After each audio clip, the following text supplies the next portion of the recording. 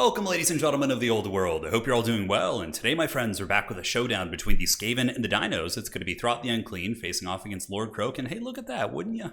Wouldn't you believe it? It is actually Lord Croak as a Lord, which is quite cool. Now, this is game one here between Anticity and myself in the grand finals of my most recent tournament, so fasten them seatbelts. We got really fast rats here. Throt is going to be on his big brood horror, and we are ready to go. As far as the build goes, it's going to be Skaven slaves in the front. Honestly, you know, lately I've been taking this approach. I'm like, okay, how did I used to beat lizards in land battles? And there's really not that big of a difference, right? You have Globadiers to deal with the Saurus and the infantry. You have a couple big monsters like Throt the Unclean and this chieftain here who are going to be dealing with Bastillodons, Feral Stegodons, all that kind of stuff. And just in case they have a critical mass of infantry and they shut down your Globadiers using Pterodon Riders, you then have a Plague Priest on a Mortis Engine mount. So this thing does have a drain. How much damage does it actually do? See, its Mortis Engine is actually very weak, and probably most Mortis Engines should be balanced around this point. It only does 5 to 10 damage per second, and I believe it does have to be in melee. So it's pretty serious, right? Whereas like Festus, his does like 24 to 36, or no, is it even more? 36 to 48? It's crazy how much better some Mortis Engines are, but yeah, it's still really good. And obviously being able to summon rats from this big kind of armored monstrosity that can push points is quite good.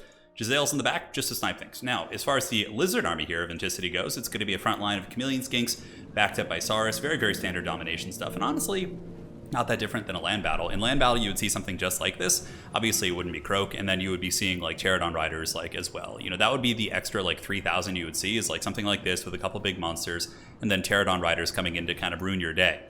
Now, just going to be moving up. We got Throt the Unclean kind of sniffing with his giant rat nose, and I really do like him in domination. You know, with 95 speed, he gives Skaven a pretty strong terror-causing presence, which can be really, really disruptive, and obviously the Rat Ogre summon is quite good. Now, in the back, the first summon for the Lizards and Anticity here is going to be the Saurus Warriors. Looks like there's 100 of those bad boys. And on my side, it's going to be some Storm Vermin. Now, these guys are a little bit risky. They trade very well into Saurus and Lizard Infantry in general, if they're not getting hit by big monsters and by Pterodons and things like that. So a little bit of a gamble, but it could pay off for sure and give me some sustainable push that I need here. Now, the first skirmish is underway. I didn't see his chameleon skinks. They certainly ambushed poor Throt and did a little bit of damage. You know, he's not really probably looking at my opponent's build here. Throt's not really in serious danger of dying outside of the chameleon skinks. I think they're one of the few things here that can actually do some work against him. So Skaven slaves are on their way up. We have the Globadiers buffering. They have 85 range against the 80 of the chameleon skinks. So you can actually range them if you want to.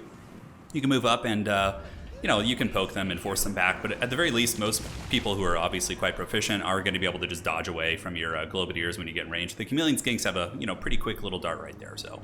But we do take objective 1. That's going to be ours, and the bottom objective is going to be owned by the Lizards for sure. My idea was to press the top really aggressively and hopefully just take his home objective, and then eventually if he has to like move units from here up to objective 2, I can send some sneaky rats or to summon like 3 or 4 clan rats and some Skaven slaves to go, you know, swamp that objective and have a little bit of fun here. So just using Skaven slaves to eat ammo. It's actually cost effective. If you were in like a land battle situation looking at the bounce of power, this would actually be a really good thing, which is pretty hilarious. Like having ammunition being used on Skaven slaves would probably favor you in the bounce of power, which is really funny. And here we do have your boy Croak. He's being shot by some sniper rifles. So here are the Natty Bubo sharpshooters putting a little bit of hurt on Croak, which it's tricky. He's got a lot of HP, and you know, on his little mobility scooter here, he can certainly dodge a little bit. And we do get another Vanguard push here from the chameleon skinks trying to find a way in, but we do actually hit them with the Globadiers. So the Globadiers will do some really big damage against these lightly armored infantry, and even against armor. Like Globadiers for Skaven, I think are hands down one of the best units. Mortars are also very good, and they're both great. So we did summon some clan rats there. It was a little bit of a mistake. I just wanted to use them to kind of buffer out the chameleon skinks, but he did just run away from them, so a little bit of a waste, but at the end of the day, it did keep my center from being poked by these guys. And on the sides, you know, they're already down to half ammo, which is pretty good. We see some clever girls moving in, and Lord Croak is being sniped. We were up in value by a little bit at this point. You know, most of the damage value that had been done by the dinos was on Lord Throt here, Throt the Unclean. He was the one that took a little bit of damage there. So on the bottom, we don't really have anything. We see some clever girls coming up from the side, and I do not have the armor-piercing dogs, although in retrospect, that might actually be a really good idea, because they have 90 armor, pretty common in Skaven, and obviously the wolf rats with armor-piercing could be quite good, but I still think the poison variant's a little bit more effective at killing like chameleon skinks, so it's a toss-up there.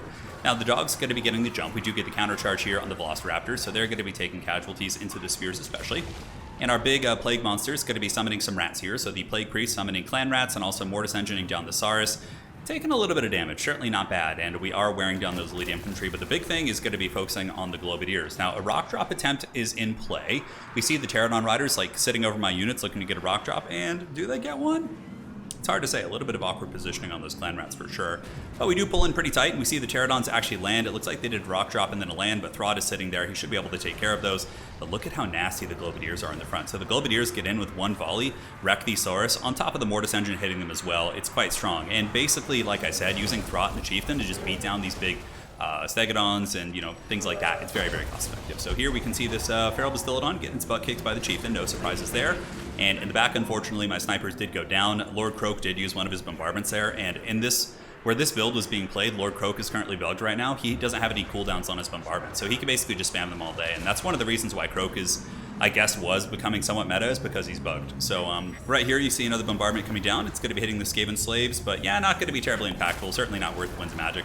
Just, takes about 60% off a 150 gold unit there. But on the flank, we do break the Velociraptors, and the fighting continues to rumble in the middle. We did summon some Rat Ogres with Throt, which ended up being a pretty good choice because they took out those Pterodon Riders. And that was a really, really good one, though. The Storm Vermin just get popped, and again, you can see the power of those no cooldowns, right? Otherwise, you'd have to wait a couple minutes or whatever. Not minutes, but like 30 seconds, 45 seconds. I'm not quite sure what the global cooldown is on those, but it would be, a lot more substantial than that. So Rat Ogres here, thinking about, fighting these Chameleon Skinks. I was going to dive, but I saw my backfield being compromised a little bit, so we see the Feral Cold Ones kind of diving in, and the Storm Vermin being hit by the Deliverance of Pizza really got beat up. We have Saurus penetrating in, a lot of scary things like that. The center fight's going well for us. We have the Billowing Death, which is the Mortis engine of the Plague Priest. It's going to be hitting all these Saurus Warriors, and eventually I think my crew will win this, and you can see the Chieftain's been just doing the work with the Horned Rat. He's been just taking it to this Bastillodon. The Bastillodon just costs over 600 or around 600, so, you really need to get an advantageous fight there to pay for the Chieftain, who does cost about 900 to 1,000 here. But we do get the kill, and it looks like Croak was going to be using another bombardment right there on the Clan Rats, but thankfully they are able to dodge that. So the backfield snipers have also returned. In terms of value, we were up by about 800 to 1,000 at this point, so a lot of the fighting was going pretty well here in the front line. If we look here, we see some clever girls battling wolf rats with poison, but also supported by some of the Clan Rats. Unfortunately, another Deliverance of Pizza is going to be coming, but what's really balanced about Deliverance of Pizza is that it's very easy to dodge, right? Also really cool about it is it doesn't hurt your own units. It's one of those spells that kind of, you can use in big blobs and not really worry too much. On the bottom, going to be going for a little bit of a push.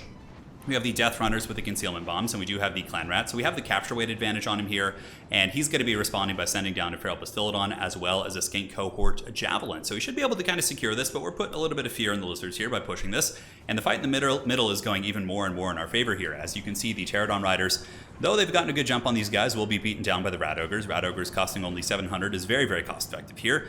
And the last of the Saurus kind of pushing into my lines are being globed into the Shadow Realm, although some of them very, very persistent, these dinosaurs. You can see still 73 of 100 models despite being on death's bed. Very impressive stuff. And I tried to dive Croak. I did get back here with the Chieftain, and Throt was going after Croak, but seeing the Chameleon Skinks coming, I should have registered that they didn't have any ammo. I was a little bit concerned that he was going to be able to, finish me off there. And I, in retrospect, should have 100% just stuck on him. I would have been able to kill him easy. Now, Chieftain's moving back here, going after the Feral Cold Ones, and we do see the Feral Bastillodon getting beaten down by the Rat Ogres, and another summon coming out. So Clan Rat summon will certainly be quite good, and now we're taking the fight to the back objective here of the Dinos, but they have a pretty considerable point lead. I've been focusing more on value trading, and it was evident here in the game.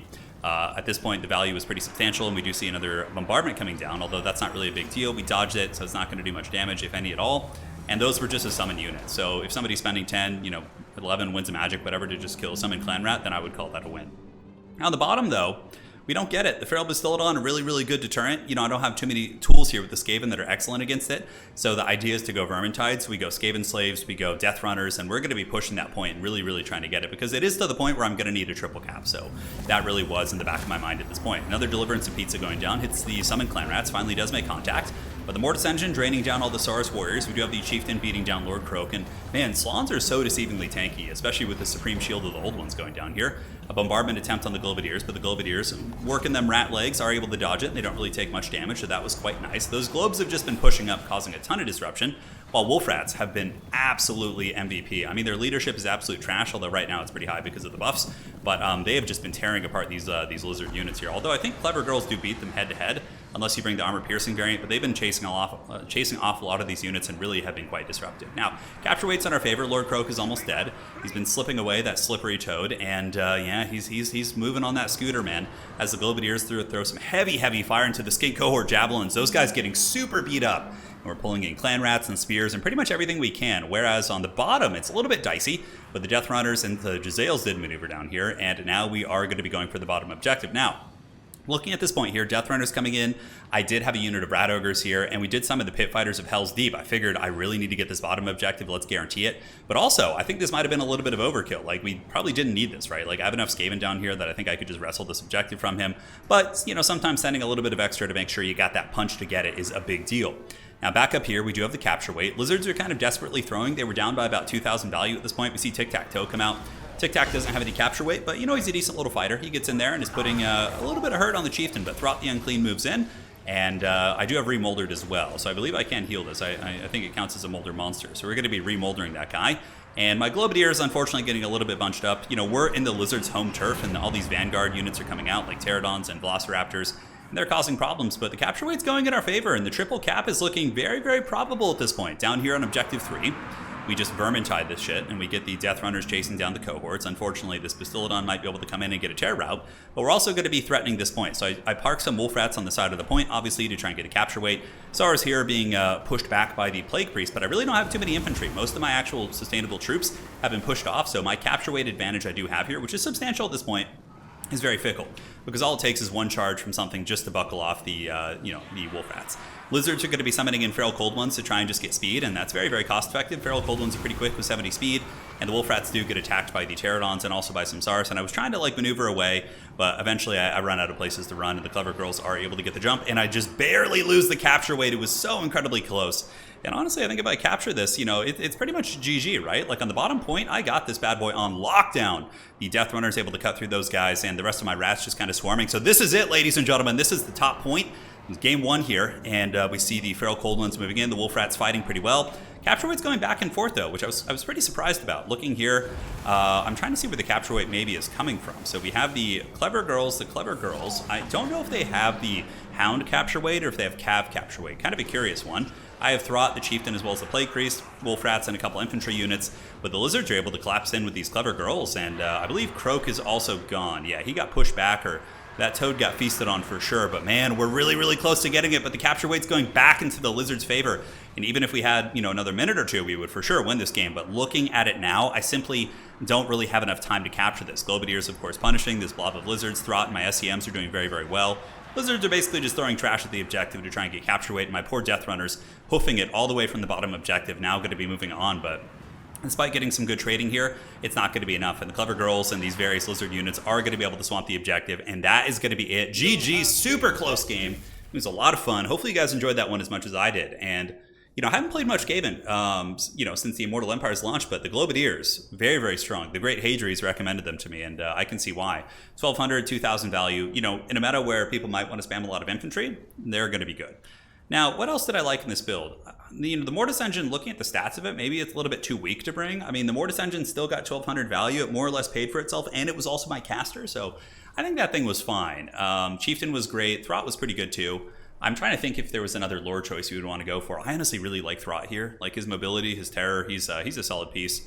And yeah, Drazales were fine. They did okay. I think targeting Croak was a mistake and not finishing Croak, because I think if we had just committed to killing Croak earlier on with our two SEMs, I think the game's over at that point. Because, you know, he used the Deliverance of Pizza to break off some of my units in the late game, and I think we just went for Croak. Also, another big mistake we made in retrospect, and this is something that hopefully is a good lesson for you guys, is that if you got to be like have some finesse with how much you send to take an objective. On the bottom, I sent way more than I needed to. There was also a point where I could have just rushed it and taken it, but I was too apprehensive with that Feral Bastillodon. So I summoned in a second Rat Ogre, which wasn't needed, and that second Rat Ogre could have been sent to the top to help me capture that top objective and secure that. So that was a big mistake as well, overcommitting to the bottom and sending more than I needed, which is really kind of one of the big finesse pieces in domination mode. But yeah, as far as his build goes, it's classic good stuff against Skaven, right? You get some good infantry, you get terror-causing monsters, and Chameleon Skinks are good, and Croak, of course, delivered some pizza. Tic-Tac came in and tried his best. But yeah, Clever Girls were really the MVPs, though. They were very disruptive. Not a ton of value, but getting to that objective quickly. If you didn't have those, man, I think you would be in trouble. GG, well played. Hopefully you guys enjoyed this one, and we'll see you on the other side.